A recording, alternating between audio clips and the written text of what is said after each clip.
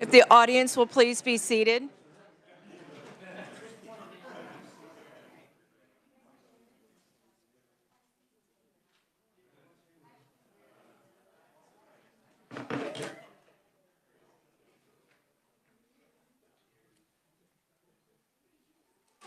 Representative Schreiber, if you wouldn't mind getting the door while you're there, that may be what you did. Thank you so much.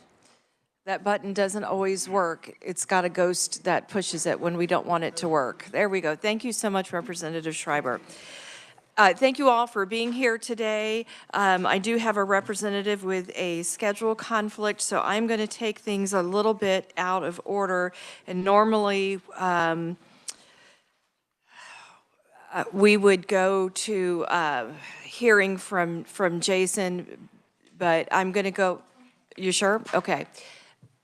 Michelle, for the minutes, please note that Representative Hubert is excused. Oh, I'm sorry, he is online. He did tell me he was going to do that. Thank you. So the first bill that we are going to hear is 2140, which is about the DARE program. I'm going to turn it over to Jason to explain the bill.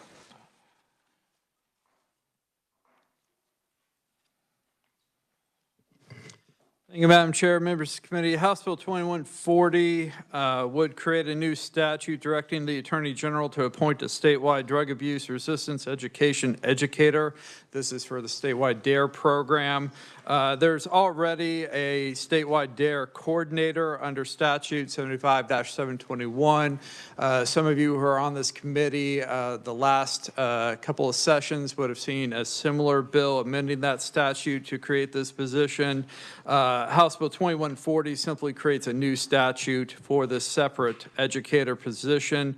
The position is tasked with assisting law enforcement agencies and schools in creating DARE programs and training law enforcement officers on how to teach the DARE curriculum.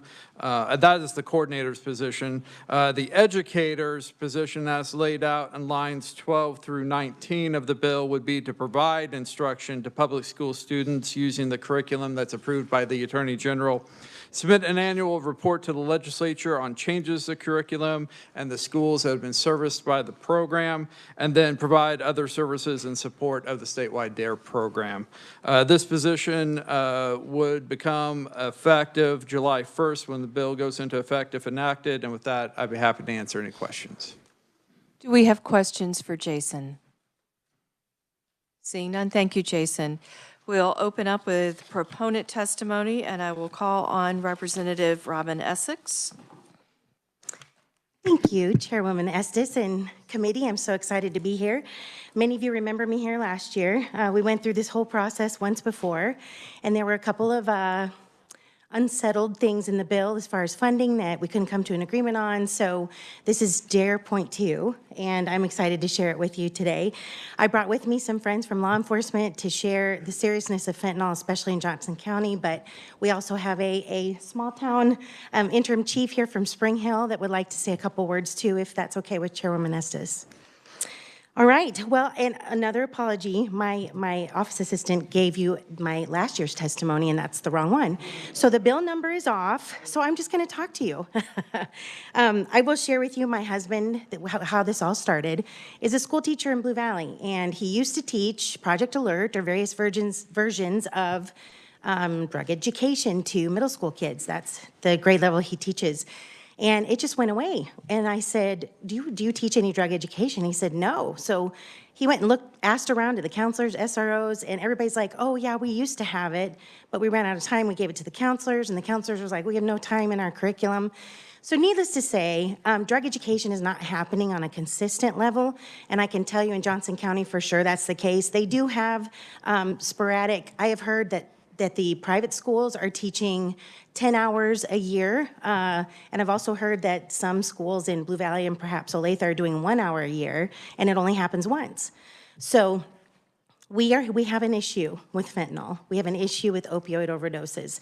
And let me just share with you real quick, DARE, how many of you actually went through DARE when you were a kid? Many of you. And there have been some comments that it didn't work.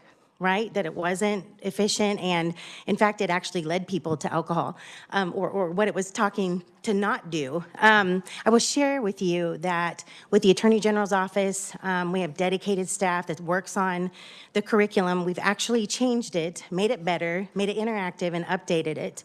And it totally leads with the opioid, specifically fentanyl problem that we have in our county. And I don't need to tell you about the headlines that you've been hearing. Just last year, 3 Chiefs fans were found in a backyard. They didn't know what happened, and it was a fentanyl situation. And you have heard that one pill can kill, right? We've all heard that. Well, we had a family that couldn't make it this year. They were in testimony last year, if you remember. It was the Burris family. They've been in the news. Their son, Cruz, was 15 years old, and he thought, well, half a pill doesn't kill then. And so got on Facebook Live, had some friends there to witness, and the half a pill is all it took. And they watched him pass away.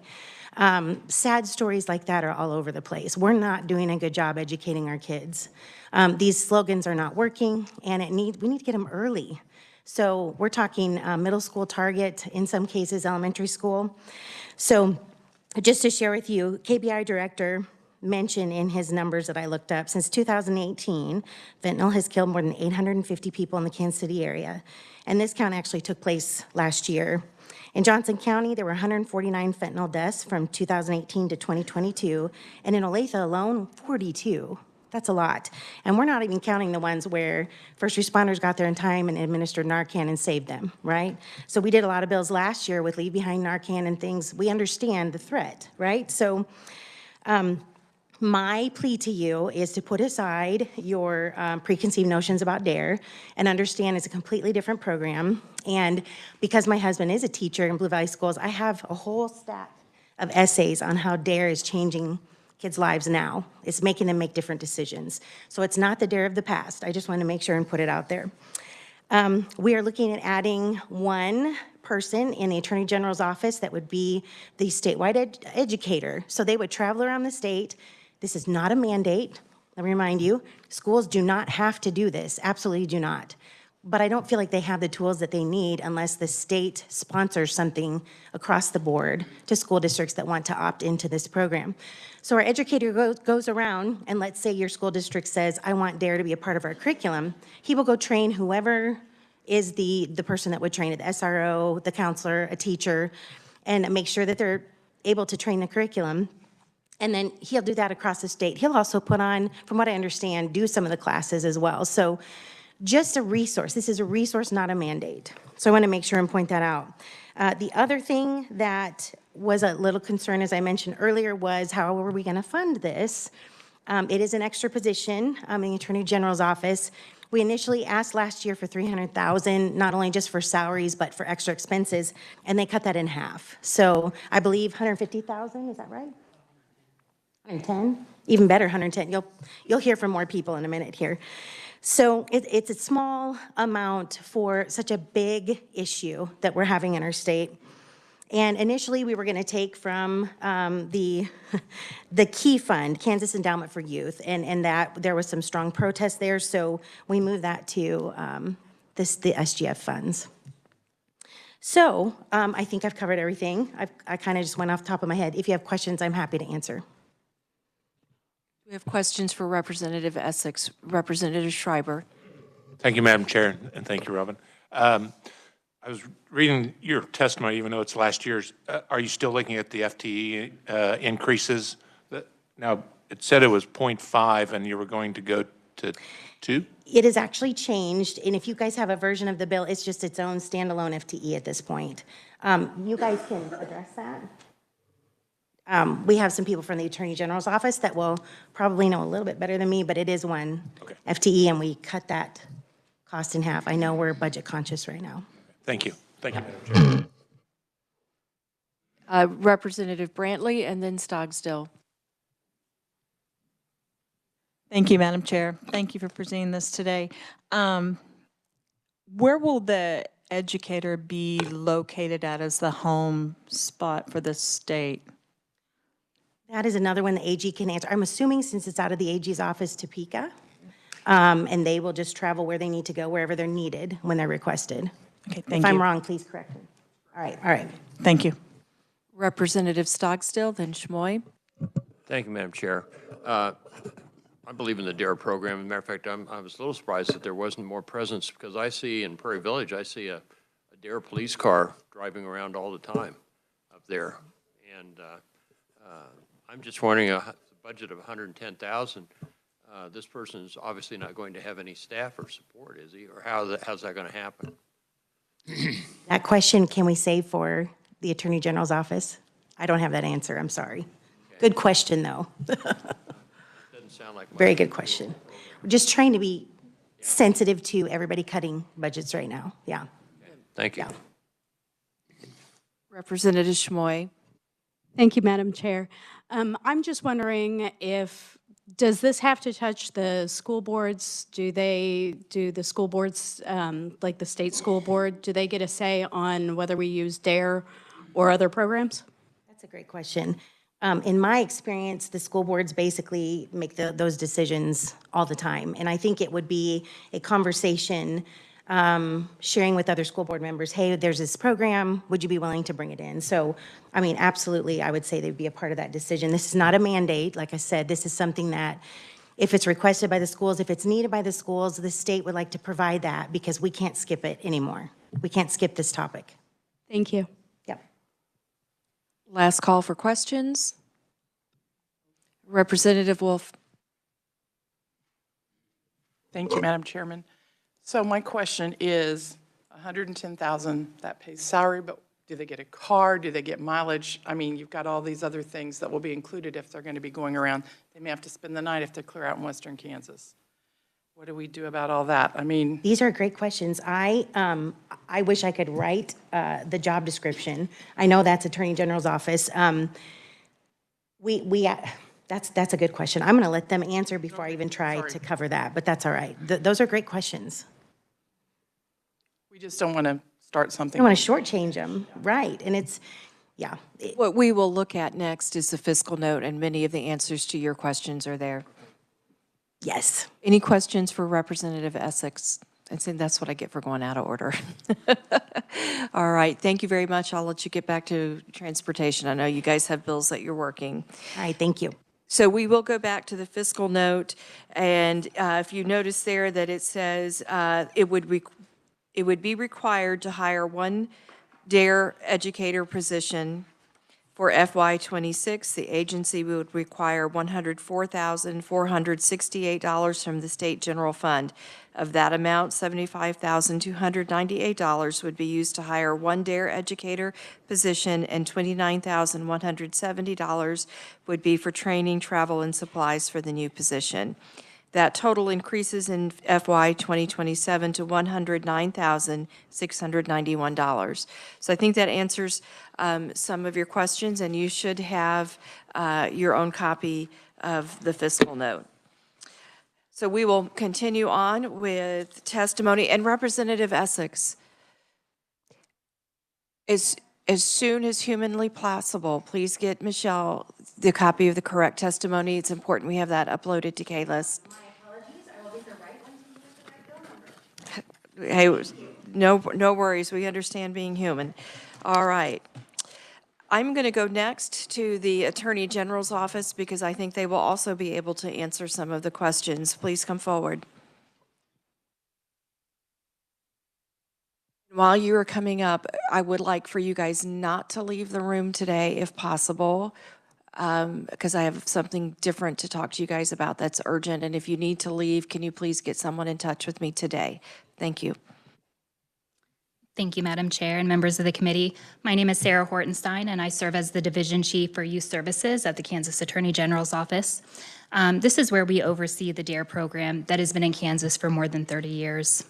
I really appreciate the opportunity to testify in support of House Bill 2140, which is a critical piece of legislation that directly addresses the escalating crisis of fentanyl and its devastating impact on youth.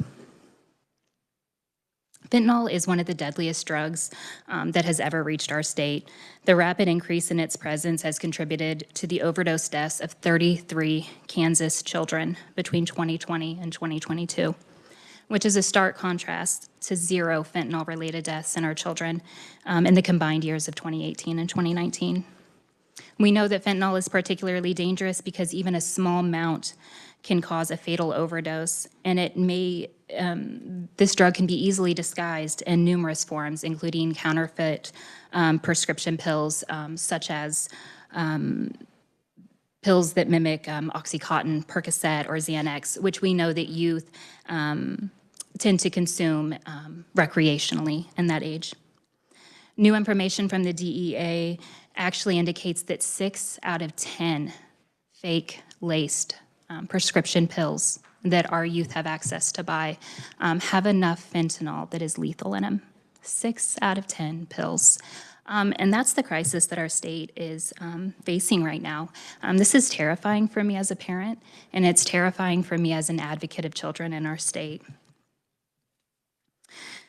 I also feel that that alone just underscores the importance of this bill and really helps us understand how important it is that youth in our state really understand the severe risks that are involved with drugs such as fentanyl, and that even one pill or a one-time use of a drug can be deadly.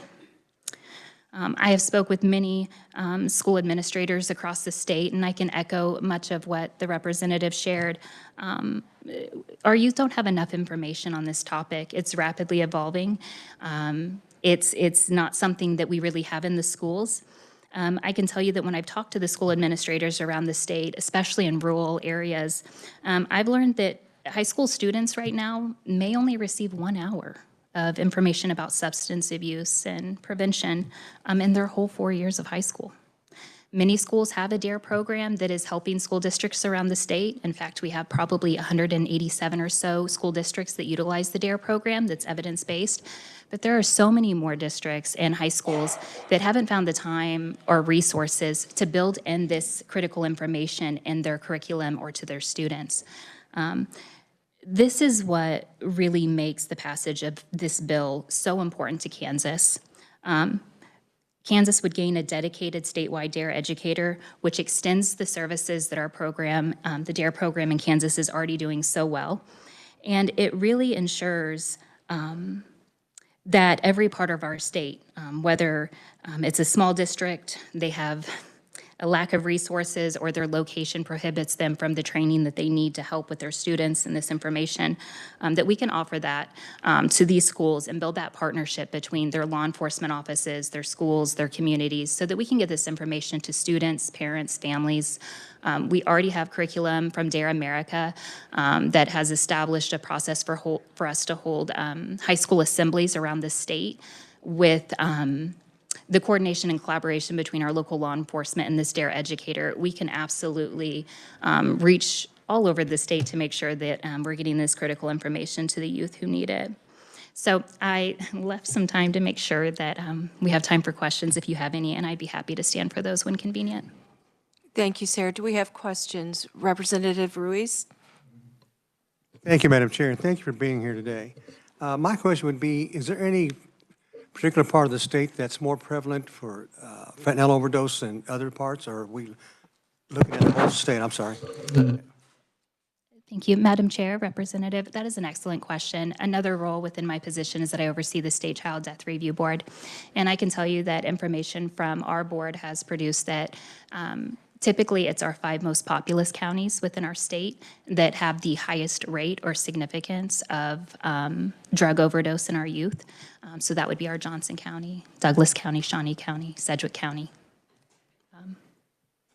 So you're saying that 1 hour in 4 years is the only education that they're getting on this subject?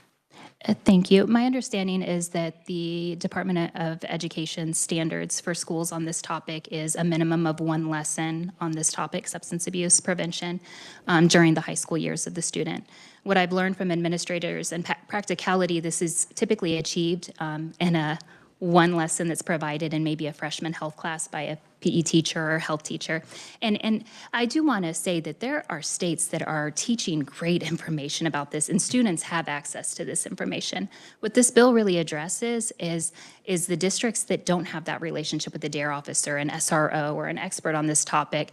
And for such a low cost to our state, we really can bring this all together to make sure that we have the tools and resources we need for our youth. Representative Brantley, then Pishney, Schmoy, and Schreiber.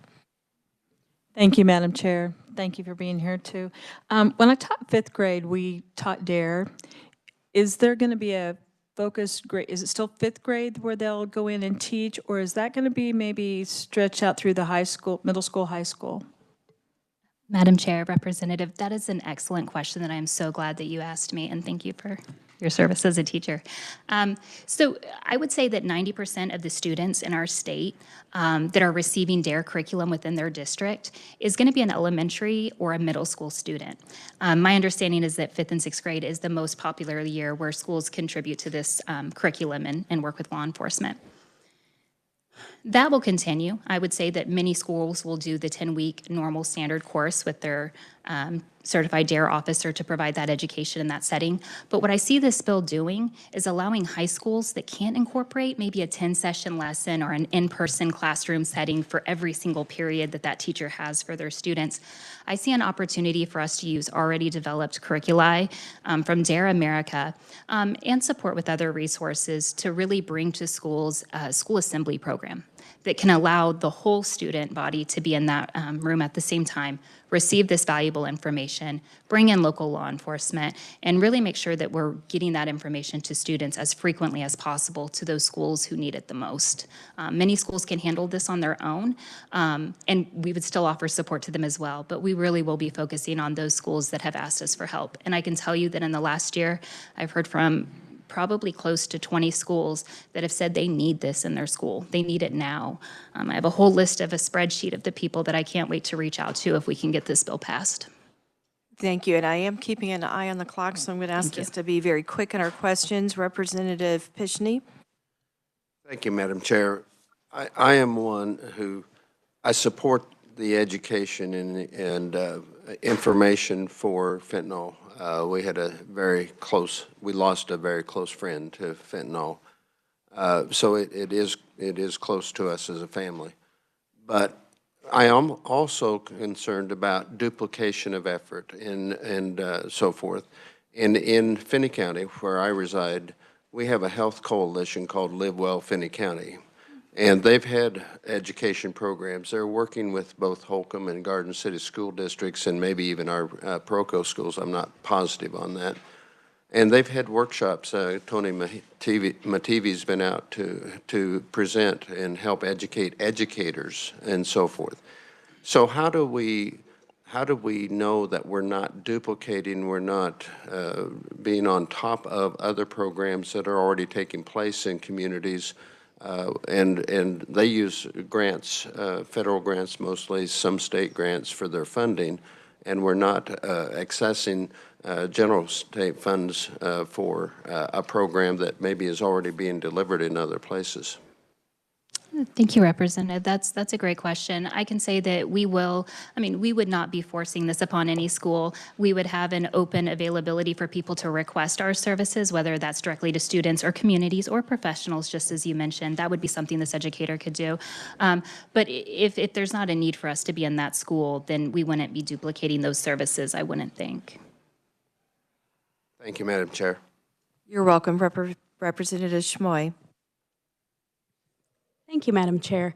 I'm wondering, is there a cost to the materials that are used? Who takes care of that? Thank you, Madam Chair, Representative. I can say that DARE America has established the curricula that I have been talking about thus far. There is no cost for us to use those materials. They are trademarked, and they do have to be offered by a certified DARE instructor. The good news about the fentanyl addition to DARE America is that can be provided by regular law enforcement officers that aren't DARE certified. So we have expanded, and it is at no cost for us to use. Outstanding. Thank you. You're welcome. Representative Schreiber.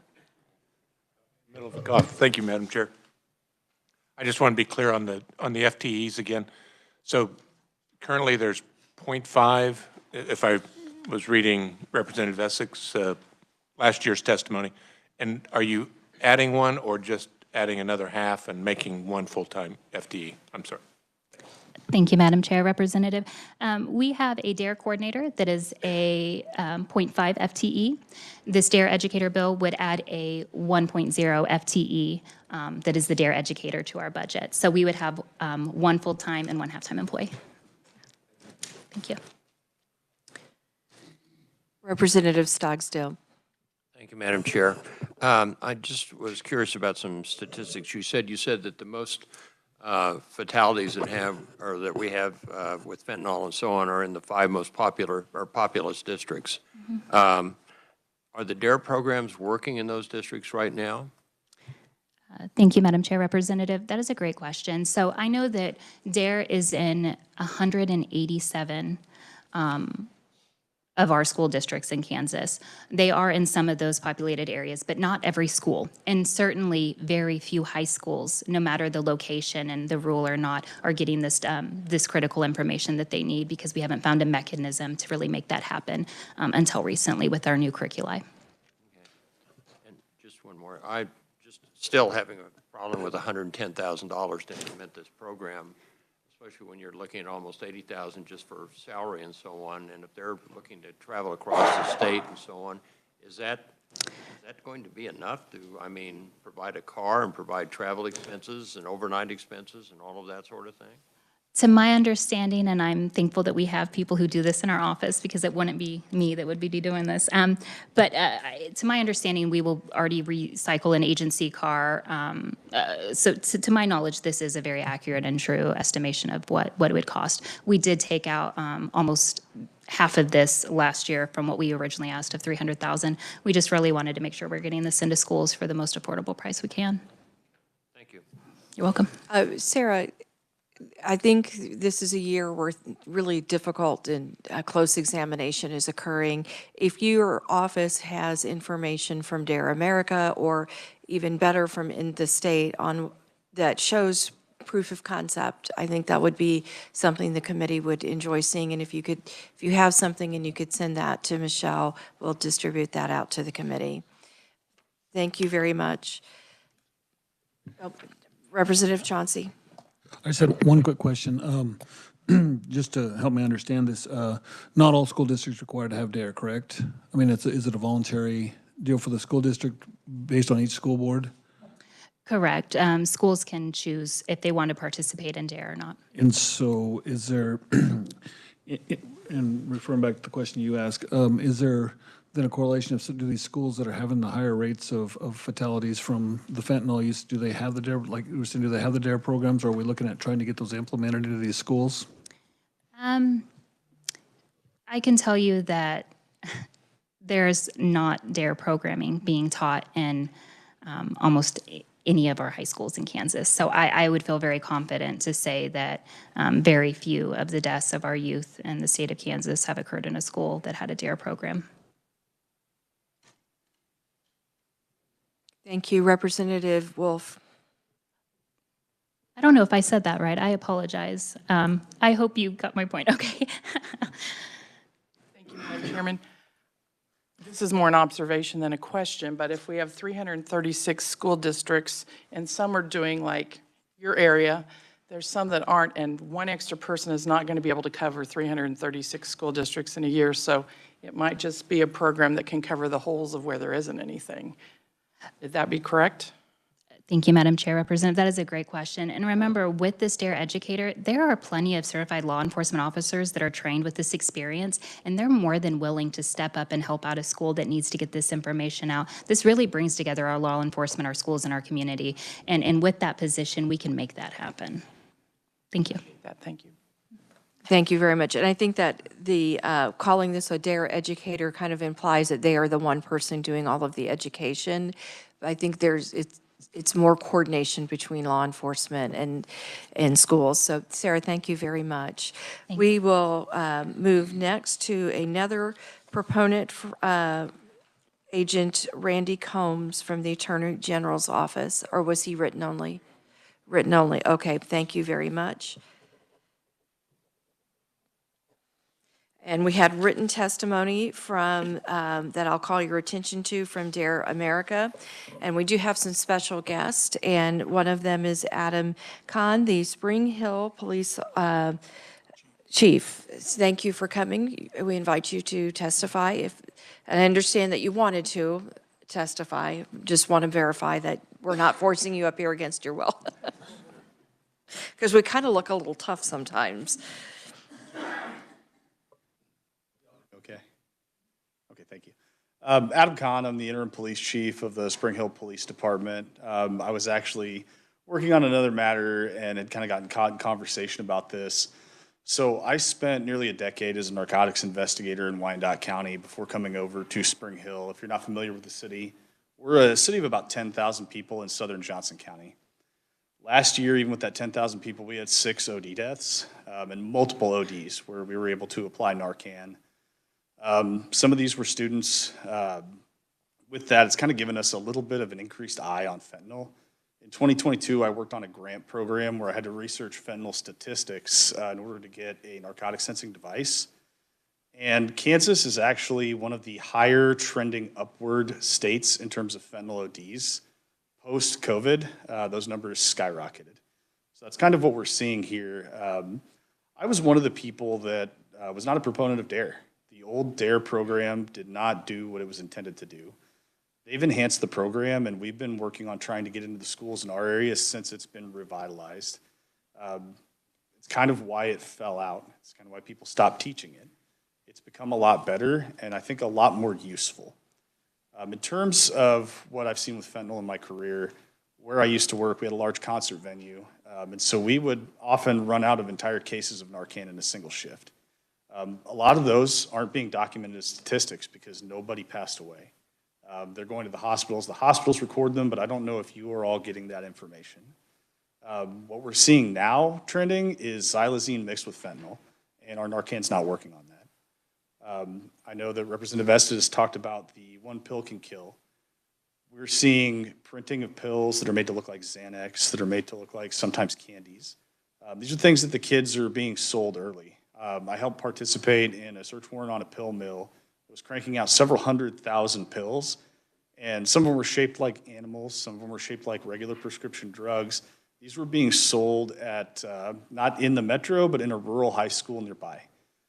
They were driving out, they were selling them to some of these kids. If they're not learning about some of this stuff, it's a lot harder to get them to avoid taking them. So I kind of had a passion in that area and decided to come speak. I didn't have anything prepared, but I'm glad to answer any questions. I feel like I'm pretty good on my feet. It's K-H-A-N, Khan, like Star Trek. Do we have questions? Representative Ruiz. Thank you, Mr. Chairman, Madam Chair, and thank you for being here today. I'm from Wyandotte County. I've represented that district in southeast Wyandotte County for 20 years. Okay. What do you see as one of the main causes and upticks of the fentanyl use and fentanyl accessibility? I'm thinking the I-35 corridor from Mexico to Canada. Yeah, so we intercepted quite a bit on I-35 and I-70. Over the course of time, I think the TCOs are seeing that it's a high profit drug for them. We found it laced in methamphetamine. We found it in edible marijuana. They're putting it in literally everything because it's super addictive. It's easy for them to get sales from it, and then they can transition people into pills.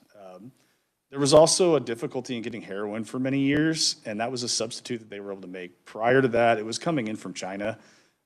Once some of the cartels learned that they could make it and make a profit off of it, they started developing labs and converting some of these methamphetamine labs into fentanyl labs to bring it up. You're welcome. Additional questions? Representative Brantley. You mentioned about being kind of easy to get and such. How much, I mean, if a student is accessing this, how much is it going to cost them to access it? That's area dependent. In rural areas, it may cost a little bit more because it's harder for the traffickers to get it there. In cities, you know, we were talking about the high population counties. I've worked in 3 of those counties in my career. There's a lot more access to it. It can be anywhere from $15 a pill to $50 a pill.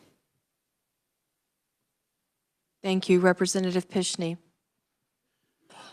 Thank you, and thank you, Madam Chair, and thank you for what you do. There's no way I'd be able to be a law enforcement person, especially with all the drug stuff that's going on. And I'm familiar with the terminology there and what it means, and I wasn't aware that the program had been revamped until I'm hearing some of this testimony. So I believe in that kind of a program to help educate people. But like in our own personal situation, it wasn't that the person who died thought they were taking fentanyl. It was something else laced with fentanyl. And it, as we all know, I believe, it doesn't take much to kill somebody. So how does the DARE program help students understand it's not just don't take drugs, but know what's in the drug, I guess, for lack of a better way to say it today, I guess, because it's sometimes unknowingly, where they're thinking they're doing marijuana, which I think you referenced. They're not. Yeah, it's a good question. And my family's actually originally from Finney County. My great uncle was actually a representative here for years. So part of what we did in education, and I'm not a DARE instructor for this new DARE program, but part of what we did in education when I supervised SROs was actually discussing that it can be in everything and helping people get access to testing kits. While we don't want children to be doing drugs, the reality is they're going to try it. And whether it's marijuana or something else, at least if we're able to get them, the education to say, hey, don't trust what you're getting is what it's labeled as or what it looks like. Try testing it. If it's positive for fentanyl, if you could see that, don't take it. Again, I can't speak to exactly what the DARE program will teach, but I would imagine it would be something along that line. Thank you, and thank you, Madam Chair.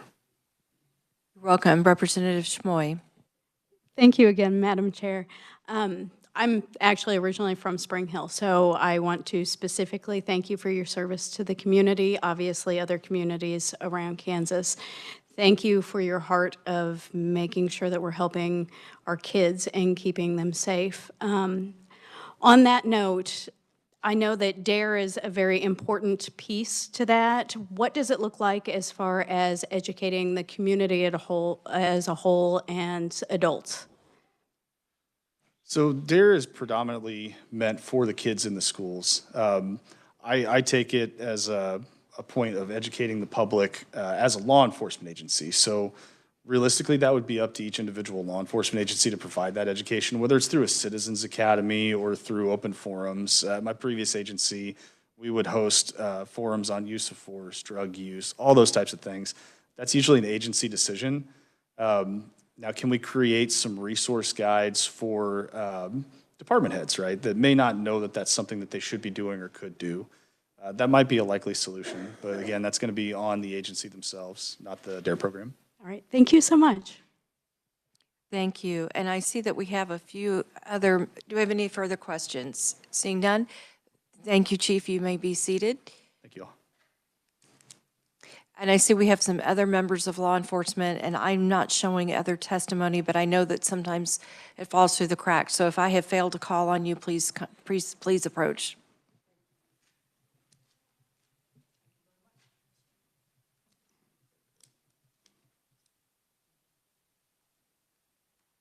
I'll stand it this way. Thank you very much. I appreciate being here today. It is truly an honor and my pleasure to be here. My name is Craig Wallian. I'm a lieutenant with the Johnson County, Kansas Sheriff's Office. I'd like to thank Representative Essex for asking us to take part in this. We were here last year when she had asked us to talk about this program. What I did, if you don't mind, I have a prepared statement to read here, a little bit easier. I tend to talk too long. If I go from the cuff, we could be here way too long. You want to throw me out of here, so I'll make it, I'll keep it on the rails for you here and go over my thoughts on the program and as a graduate of a DARE program a long, long time ago. Like I said, Craig Wallian, I'm a lieutenant at the Johnson County Sheriff's Office. I'm going to my 25th year of service with the Johnson County Sheriff's Office. I'm assigned to our patrol division. I'm a shift commander, and one of my assignments is supervising our community policing unit.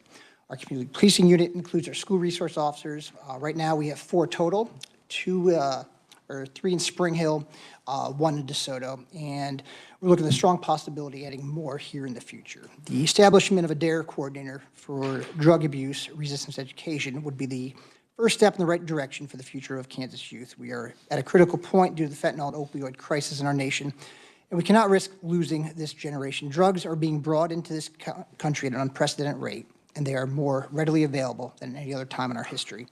According to the DEA, fentanyl is the leading cause of death for Americans between the ages of 18 and 45. In 2023, the DEA seized more than 80 million fentanyl-laced fake pills, nearly 12,000 pounds of fentanyl powder. That is the most fentanyl seized in a calendar year, and it amounts to more than 386 million doses of fentanyl. That's enough to kill every American. In 2024, the DEA seized in excess of 55 million fentanyl pills. The CDC estimates over 94,000 American lives were lost due to drug overdoses from July 2023 through July of 24. Keep in mind, this is only accounting for the DEA's seizures. This does not include seizures by local, county, state law enforcement. However, it illustrates the scale of the problem. In 2024, Johnson County had approximately 303 reported opioid overdoses, 343 documented Narcan deployments. We live in a time where first responders carry Narcan, school nurses have Narcan in their office, in every pharmacy, most pharmacies. So in short, we recognize that we do have a crisis. This position and program will allow school resource officers to take part in classroom settings while providing real-time drug use and trends that are currently affecting our communities. These usage and trends are also what concerns parents and teachers the most. Aside from skyrocketing fentanyl and opioid use, synthetic drugs, vaping, numerous THC products in easily concealable and digestible forms are prevalent and available for purchase in person or online. DARE provides law enforcement an opportunity to be at the forefront of the battle during these early and formative educational years. The sooner this is implemented, the sooner we begin to better educate and protect the most vulnerable among us. Currently, we provide presentations regarding the dangers of drugs. We tailor them to what is being seen in and around our area. We have the benefit of partnering with our patrol division, our drug task force, investigations division, and the Johnson County Crime Lab. Its resources provide most up-to-date information on what is taking place in our communities, what they are seeing. This is a battle that we can fight in real time, and it's a battle we must win given what is at stake. A statewide DARE program will allow school resource officers to become more knowledgeable about the topics they teach and learn how to present them in a better way. The difference they can make in a kid's life goes well beyond the classroom. As I mentioned before, as I was a high school student early in the 1990s, I participated in a DARE program in Watervliet, New York. My DARE instructor was a police officer named Jerry Beston. His impact in the classroom helped me make appropriate choices in life, set me on a path that eventually brought me in front of you today. My hope is we could educate and inspire a new generation with this position. And I don't only come in here as my role in law enforcement. I have 3 children, one's in high school, 2 are in college, so knowing what they see, knowing what they hear, knowing what is going on in our schools is a concern. With that, if anybody has any questions, I'd be happy to answer anything I can. And do we have questions for the sheriff, Representative Ruiz? Thank you, Madam Chair. And Sheriff, thanks for being here. My question would be, how are all those pills disposed of? What do they do with them? We'll give them, once, some of them are kept for trial. If there's evidence, they go to the crime lab, they're stored for a trial. Once that evidence is disposed of, we'll give it to our property room and they'll destroy that. Usually it's by some type of burn barrel or another method like that. So we have, proper ways to dispose of whatever drug may be on hand, whether it's fentanyl, marijuana, methamphetamine, anything like that. So we have a disposal process we take care of in-house. You're welcome. Thank you very much. And by the way, I was mistaken earlier. We do have your written testimony on the S drive. Okay. So thank you very much for taking the time to do that. That's appreciated. Any further questions for the sheriff? Representative Pishney. Madam Chair, I told you you might be sorry that you said it was nice for me to ask questions. But no, I'm kidding. Thank you, Madam Chair.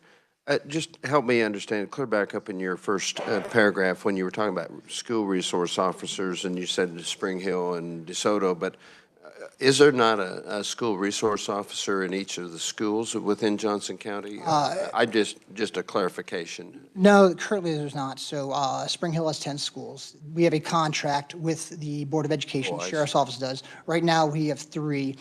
So the goal is to have a school resource officer in every school. We don't have that yet. We have to work through budget issues and contracts. We do have one in DeSoto. That's 2 schools up there. That's part of another school district that involves other schools across some city jurisdictions there. So not everyone does. I think that's the goal. Everyone wants that. I know, speaking for Spring Hill, having been down the Board of Education meeting and meet some of the parents there, they're probably some of the most passionate people, and they are very supportive of law enforcement. They do want a police officer in every school. So in short, yeah, we do want one. We want to give these schools and the communities what they want. I'm just familiar with my own local situation, and I was just curious about that. Yes. Thank you very much. You're welcome, sir. Thank you, Madam Chair. So we have a conversation happening in the audience, and I'm sorry to be, just want to let the audience know that when you guys talk, I'm concerned that the audio system picks it up and it makes it difficult for others I'm so sorry. I've never busted a chief. But I just want to make sure that the public can hear. Do we have more questions for the sheriff? Sheriff, thank you so much for being here. I really do appreciate it. You're welcome. Thank you, everyone, for your time. Is there anybody that I have missed? Sarah, may I ask you to come back up, please? And if you need to bring or call on Matthew for questions, that's okay too. In the interest of time, I wanted to give everybody else a chance to ask their questions, but I do have a couple for you. When you guys looked at the Attorney General's budget, because it is a tight budget year, are there any alternatives to a new FTE that we can look at, or anything that we can do to reduce this fiscal note? Further than what we've already reduced it, Madam Chair?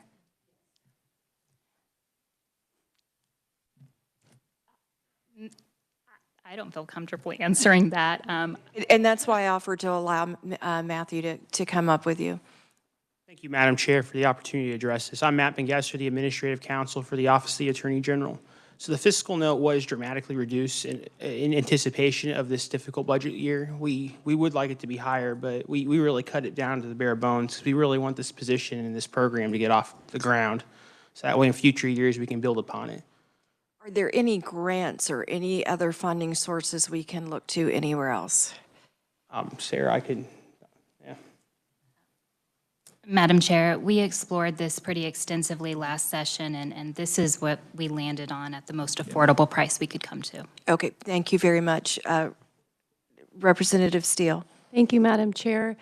Just, I understand the importance, the fiscal constraint. Schools are really only in session or school for 9 months. Is that something that this position could maybe work that, and you could cut that salary potentially down? Representative, Madam Chair, that's an excellent question. I think it would be very hard to find a position that would want to work 9 months out of the year. But maybe that's something we can explore. I appreciate the question and the thought that I can give to it. I suspect that person would be scheduling over the summer for the next year, possibly. Representative Hill. Thank you, Madam Chair. Thank you, Madam Chair. Thank you for the presentation. I was thinking last year when we were going through this that somewhere there was a little bit of opioid money. Why does that stick in the back of my mind? Is there some fund that has been created specifically for preventing opioid addiction deaths? Matt, go ahead. Yeah, thank you, Madam Chairwoman, Representative. So there is an opioid fund, but there are a lot of strings attached to that, and it must go through a budgetary process all on its own through there's an opioid committee that handles that. So that funding would not be available to support this program. Okay, thank you. Yep. Thank you. Do we have any further questions from anybody? If not, I will close the hearing. But first, with a last call, if there's anybody that I accidentally missed. Seeing none, I'll thank you all very much for coming and participating. Your participation is important to the process. And Chief, if you ever catch me speeding, I got one coming. Thank you. We'll close that hearing and move to our next hearing.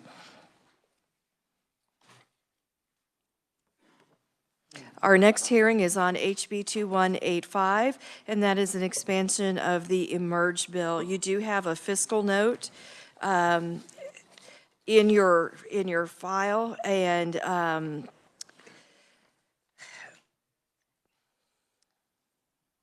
according to the Attorney General's office, the enactment of the bill does not have a fiscal effect on agency operations. However, I will point out that the Board of Regents states the enactment of the bill could increase time spent by staff to implement the bill's provisions and could be absorbed within the existing resources. So on fiscal note, that all sounds very good, but I will tell you also that the Board of Regents does an estimation each year of how much to ask the legislature for in scholarships. So this type of bill increases demand, which then increases the estimate. And I will now call on Jason to explain HB 2185 to us. Thank you, Jason.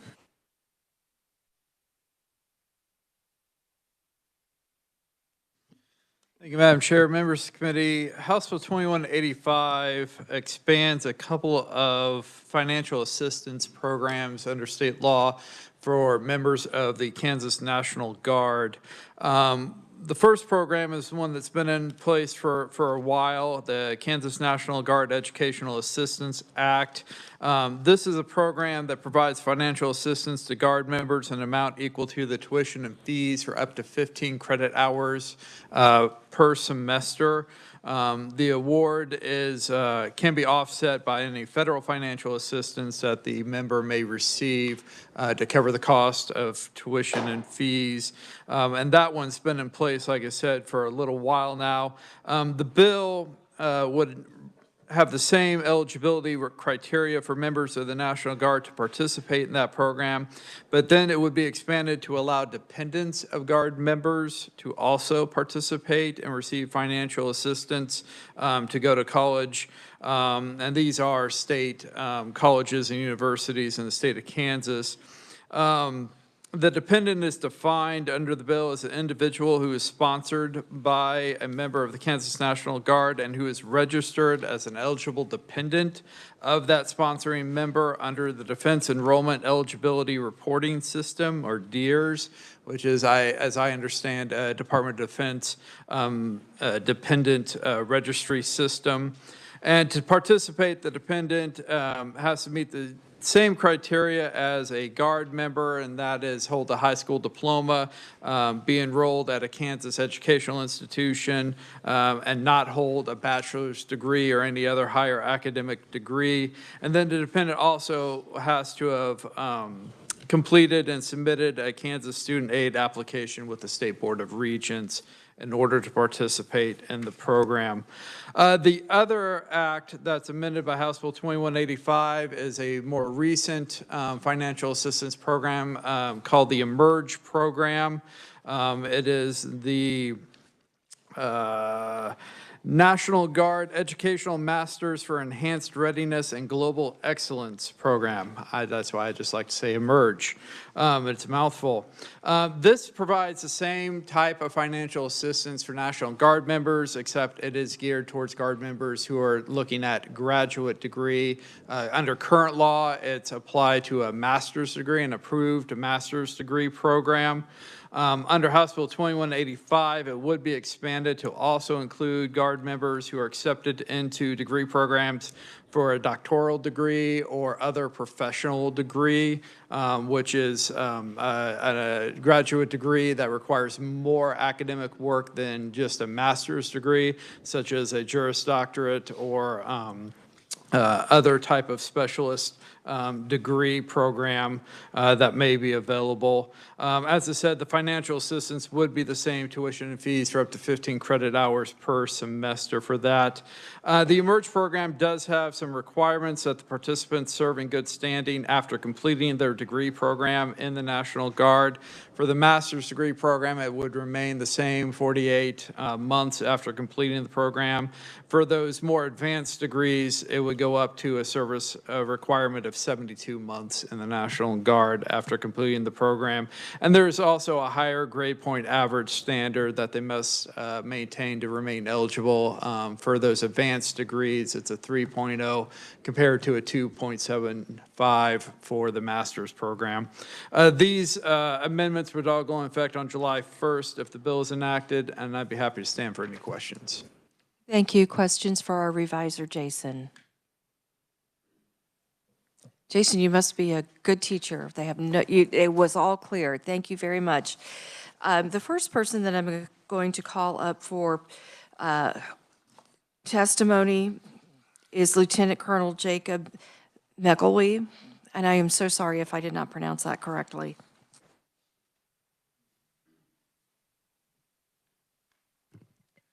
Madam Chair, you did great with my last name, so thank you. Very few people get that right, so that was fantastic. Madam Chair, members of the committee, it's my pleasure today to be able to talk to you about House Bill 2185. My name is Lieutenant Colonel Jacob McElwee, and I represent the TAG. I'm the TAG's attorney on a day-to-day basis. I'm also the state staff judge advocate, so I also help administer all the judge advocates throughout Kansas on the Army side of the fence. And that's one of the reasons why I'm here today to talk to you, is because, you know, we've experienced some unique challenges with getting professionals through the door, and that's the second half of the bill. But the more important part of the bill is the first part, and that's the Kansas Educational Assistance Act, where we're helping our service members, our men and women, get a bachelor's degree if they don't already have one. Now, specifically with this particular bill, all we're asking you to do is to also allow service members to give this to a dependent. So they either have a chance to use it themselves, or if they elect not to use it themselves, to give it to a dependent. And in exchange for that, they'll have an extra 2 years of service. Now, this has two good policy implications for the state of Kansas.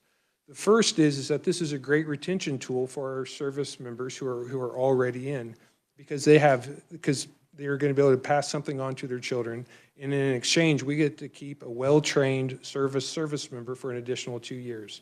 So a lot of times when you look at the service members that we have in the Kansas National Guard, we spend an awful lot of money, both federally and state. We spend a lot of money on the front end of all of our service members, training them how to do their jobs properly. And then after we have that initial sunk cost, if you will, of the initial service, it's our goal to keep them in as long as possible so the state of Kansas and the federal government can benefit from that expertise and the training that they've received. And so in order to help Kansas and help the Kansas National Guard, having our more mature and our more experienced service members stay an additional 2 years is a net benefit for Kansas, especially in regards to when you read the Kansas response plan. You know, the Kansas National Guard plays a prominent role in responding to just about every kind of disaster that happens within the state. And when things like that happen, when we have cyber attacks, or if we have, you know, some kind of biological outbreak, or if we have a situation like where we had in Greensburg, seasoned, experienced people are key when we're responding to disasters, because you want the best people with the most experience when we have short time to turn around and respond to threats. So that's how it helps Kansas, because we retain people for an additional 2 years. But also from a policy perspective, I think it's important to note that service members, it's not just me who's serving, it's my family who's serving too. And so every time I deploy, every time I'm gone for 12 months in a row, it's my wife who picks everything up, right?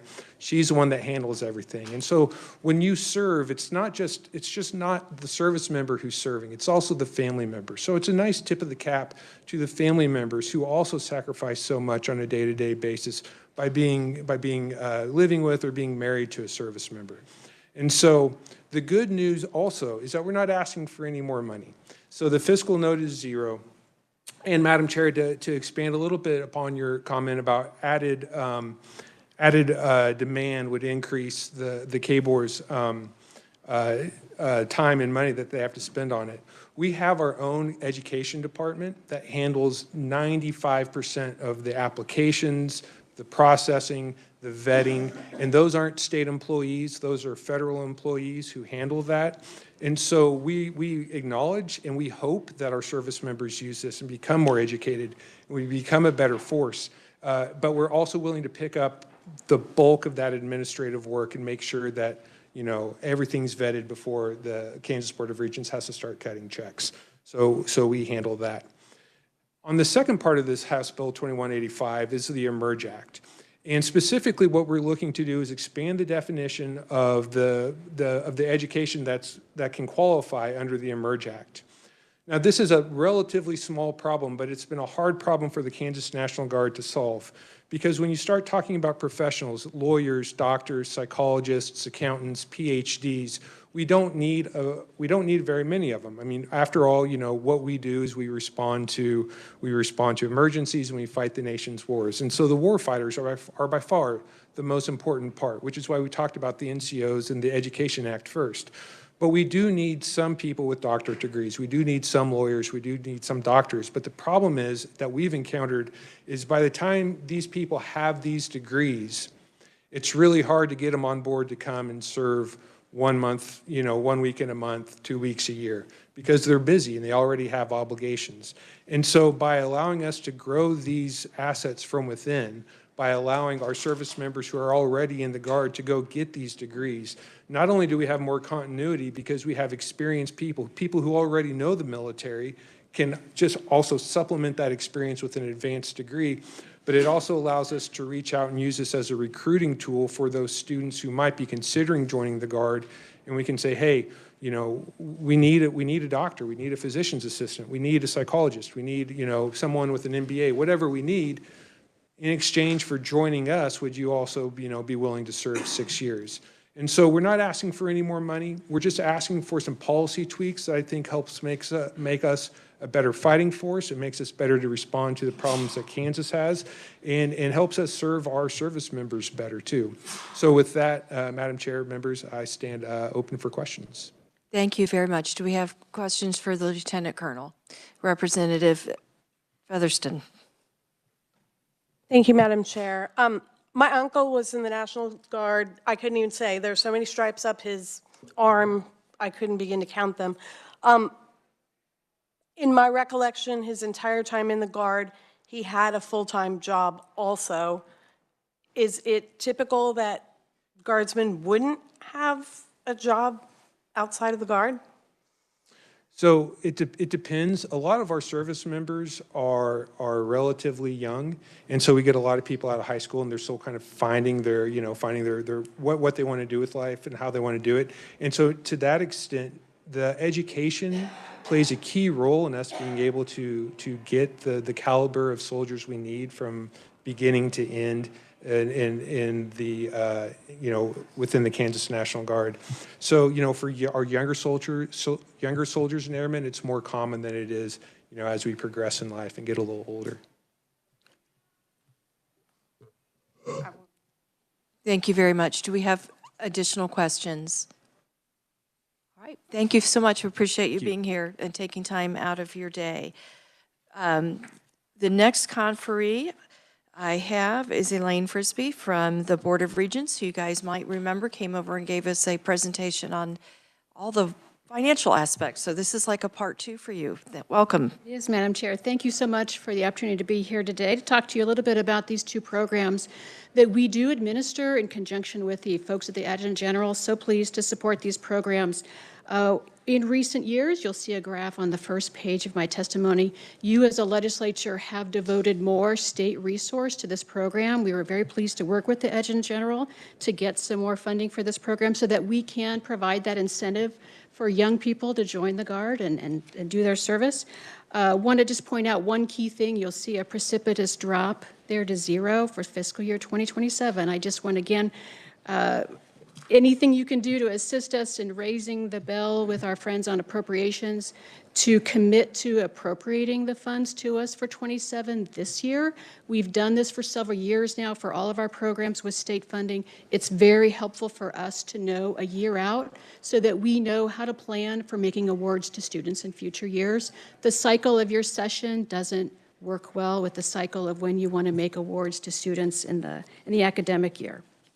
The revisor has gone over all the details of this program very well. I want to point out just one logistical challenge that we'll work out with the folks at the Adjutant General on how we can separate out the benefits for dependents to make sure we have the funding to support the dependents when we have funding that we first have to set aside for the members themselves. And that, I think, is something that easily can be done. The work for the Emerge program that just began this year, just this first year in fall 2024, we did have 21 students receive about $78,000 in assistance at 9 different institutions for the Emerge program. So that is getting up and running. Point out in much of a testimony, just commenting and echoing the message that we've delivered the last 2 years. Just as any other state agency, you're giving us more responsibilities with regard to financial aid. And so our culture and our agency is when the phone rings, we answer it. When an email comes through, we respond and we serve our students. These are our most public-facing programs that we administer at the board office, and we are getting a little bit stretched in this area. So just want to raise that generally, but not specifically for this bill. I do just point out on my last page of my testimony, there are some things in the statutes that might benefit from some refining. What I have listed here as technical amendments would have no material effect on what Lieutenant Colonel and the Adjutant General are wanting to propose. There is a definition of the private, independent, not-for-profit schools that we would prefer to have in the statute, just to be absolutely clear, consistent with other statutes. And I also would encourage you to consider using the word may for adoption of regulations rather than shall, so that we don't have to go through the process of doing regulations if we don't need to. We'd rather just implement the statutes as you present them to us. And then lastly, I just want to make sure that you understand, whenever we make an award for one of our financial aid programs, we never write a check to a student. It always goes from our agency to an institution of higher education on that student's behalf. So the language in the statute is a little outdated in that it seems to imply we're paying funds to the student, which we do not do. So might benefit from that change. If that change were not adopted, we would continue as business as usual. All those other things we would just continue to make happen. I'd be happy to answer questions if you have any. Questions, committee?